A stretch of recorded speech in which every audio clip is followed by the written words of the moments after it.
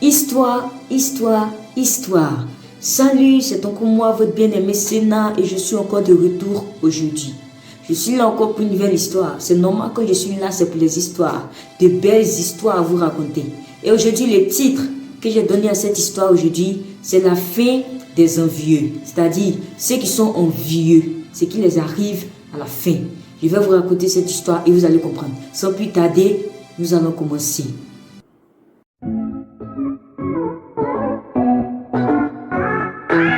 La fin des envieux, comme je disais. Il s'agissait ici de deux amis. Deux amis qui avaient grandi comme des frères. Parce que depuis l'enfance, ils étaient ensemble, ils faisaient tout ensemble. Ils étaient de meilleurs amis, mais comme des frères. Et quand ils ont grandi, ils vivaient ensemble. Et les deux aussi étaient au chômage ensemble. Donc un jour, le plus grand parmi eux a dit au petit frère, il y a une femme riche dans le village. J'ai entendu qu'elle a besoin de quelqu'un avec qui travailler. Je vais aller la voir et je vais voir si elle va me prendre. Donc le grand frère est parti le lendemain. Et quand il est parti, par la grâce de Dieu, la femme l'a pris. La femme, au fait, était une commerçante et elle avait besoin de quelqu'un pour livrer ses marchandises pour elle. Vous voyez, elle avait besoin de quelqu'un pour livrer ses marchandises pour elle. Donc quand il est parti, elle a pris. Elle est venue dans la joie, elle est venue dire à son petit frère, elle m'a pris, c'est sorti ici, j'ai eu travail, c'est quoi. Donc le grand frère travaillait avec sa femme. Et par la grâce de Dieu, la femme lui payait bien. Il livrait les marchandises de la femme lui donnait assez d'argent. Et il était gentil. Il s'occupait aussi de son petit frère, parce que son petit frère aussi ne travaillait pas. Il s'occupait de lui, tout ça, lui donnait de l'argent, tout ça. Et à cause de sa générosité, les gens venaient toujours chez lui pour lui demander l'argent. Quand quelqu'un avait un problème, un souci, la personne venait, aide-moi, c'est quoi. Un jour, le petit frère était assis et il y a un monsieur qui est venu. Le monsieur est venu, il dit, il cherche ton grand frère. Il dit, mon grand frère n'est pas là. Mais si tu as besoin de quelque chose, dis-moi. Il dit, toi, tu es comme ça, comme moi ici. Regarde-toi, tu n'as rien. Je vais t'expliquer mes problèmes, tu vas faire quoi pour moi. Cette parole que le monsieur a dit au jeune homme lui a fait mal. Il n'a rien dit. Un autre jour encore, il y a quelqu'un qui est venu chercher son grand frère. Et la personne a dit encore la même chose. Que toi, tu es au chômage, tu n'as rien. Tu ne vas pas aller trouver quelque chose à faire. Tu es toujours assis, c'est ton grand frère qui s'occupe de toi, tout ça. Cette parole aussi l'a blessé. Et il a commencé à avoir de mauvaises pensées contre son grand frère. Il avait planifié de gâter le travail de son grand frère. Donc un jour, son grand frère s'apprêtait même à sortir et il est venu avec un cahier. Il dit, c'est une petite fille, elle m'a donné son exercice à faire, mais il ne comprend pas. Elle dit, cette parole-là, je dois la traduire en anglais. Toi, elle me disait que je ne suis pas trop allé à l'école. Donc il faut traduire pour moi. Donc son grand frère tentait de traduire. Au même moment, son grand frère tentait de traduire, lui il enregistrait ce que son grand frère disait. C'est-à-dire, exercice là, ce n'est pas exercice d'une petite fille, c'est lui-même qui est venu avec ça. Est-ce que vous comprenez? C'est lui-même qui est venu avec ça. La phrase disait, je vais voler l'argent de ma patronne.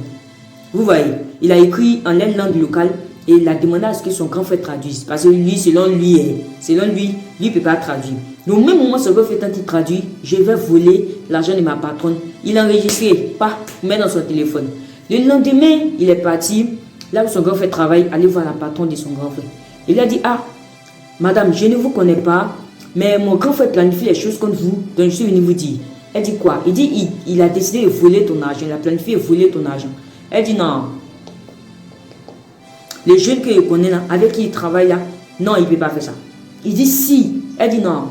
Parce que la façon dont son grand frère était humble, il était gentil et respectueux, la femme ne pouvait pas croire.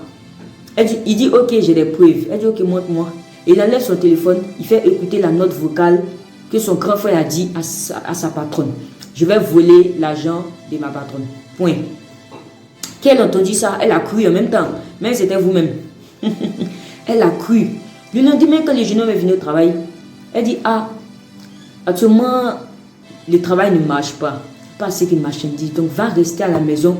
Quand les marchandises vont finir, je vais te faire appeler. Il dit mais patron, je vis avec toi ici. Mais si les marchandises ne peuvent pas revenir, je suis là. Donc, laisse-moi ici. Le jour, ça vient, je suis là en même temps. Elle dit non, va. Si ça vient, il est appelé. Donc, il ne voulait pas tous ces pieds. Il y a des chasses. Il faut partir chez toi. Il y a des chasses. Elle a chassé. Et il est parti. Il est parti, il pleurait, tout ça, ça lui faisait mal, il allait s'asseoir. Le petit frère, hypocrite, est venu s'asseoir aussi. Grand frère, il y a quoi? Il dit, ma patronne m'a chassé. Tu t'es dit, Donc allons, on va demander pardon. Mais pourquoi elle fait ça? Tu as commencé à travailler il n'y a pas longtemps. Hypocrite. C'est lui-même. Il fait comme s'il ne sait pas. C'est lui qui allait faire tout ça. Donc, le grand frère dit, ah, actuellement, il n'y a pas de travail. Aller au village. Aller voir ma maman et me reposer là-bas un peu. Un autre jour, la patronne appelle le petit frère de venir. Il vient dire, ah, à cause du bien que tu m'as fait, parce que ton grand frère avait planifié les choses pour moi, mais tu n'as pas pensé que c'est ton grand frère qui est venu me dire, je vais te prendre, je vais travailler avec toi, je vais te donner assez d'argent et tu seras mon livreur. Il était content, content, il a eu un travail. Donc, un jour, elle a appelé, elle lui a remis un sac. Elle dit, ah, il y a un livreur, non, tu dois aller livrer ça à quelqu'un. La personne venait, mais la personne dit non, demain matin. Donc, va avec ce sac à la maison et demain matin à 6 heures, tu vas remettre ça à la personne en question. Il a pris le sac, il n'a même pas ouvert pour regarder tout ça. Il est parti dormir avec ça.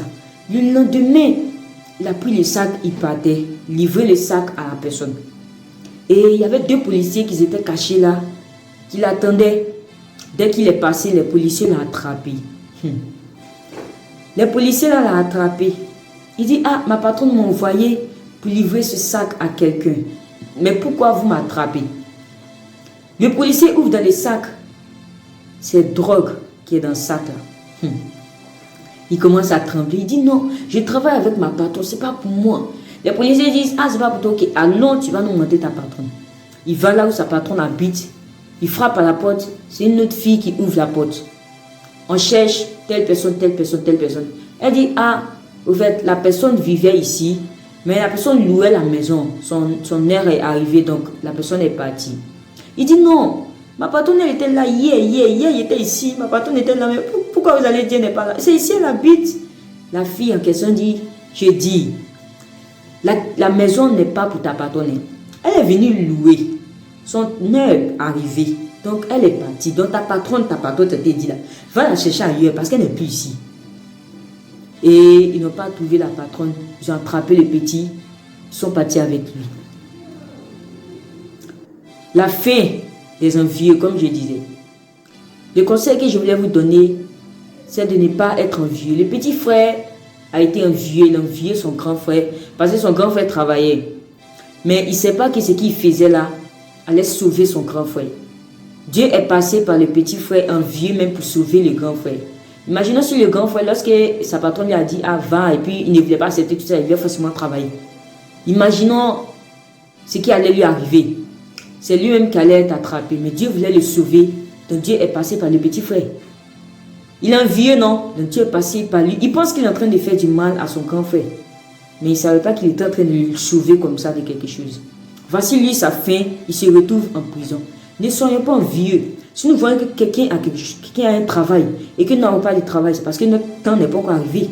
Quand notre temps va arriver, on va avoir notre travail. On ne doit pas envier le travail de quelqu'un. On ne doit pas envier l'argent de quelqu'un. On ne doit pas envier ce que quelqu'un a et que nous on n'a pas. C'est le conseil que je voulais vous donner. Parce que si tu envies ton ami, ta fin sera comme ce jeune homme-là qui se retrouve aujourd'hui en prison parce qu'il a envié son grand frère. Le conseil que je voulais vous donner, c'est de ne pas être envieux. De ne pas être envieux. Il ne faut pas envier ton ami. C'est l'histoire que je voulais vous raconter aujourd'hui. Demain encore, si Dieu fait grâce, j'aurai encore une histoire à te raconter. Donc, abonne-toi à cette chaîne et clique sur la cloche de notification. À chaque fois que je vais envoyer une histoire, tu vas recevoir ça et tu seras content parce que à chaque fois que j'envoie les histoires, ça te fait plaisir. Te conseiller, tirer ta pensée de sur quelque chose, les choses que tu ne sais pas, les choses que tu ignores. Abonne-toi à cette chaîne si vraiment tu aimes les histoires. Je vous dis à demain pour une nouvelle histoire et que Dieu vous aide. Que Dieu vous donne tout ce dont vous avez besoin pour ne pas que vous puissiez envier quelqu'un. Pour ne pas que vous essayez de faire du mal à quelqu'un à cause de ce que la personne a. Que Dieu vous protège, qu'il veille sur vous. Et je vous dis merci. Merci de m'avoir écouté, d'avoir regardé cette vidéo jusqu'à avec moi à la fin. Et que Dieu vous aide. Je vous dis à demain pour une nouvelle histoire. Ciao.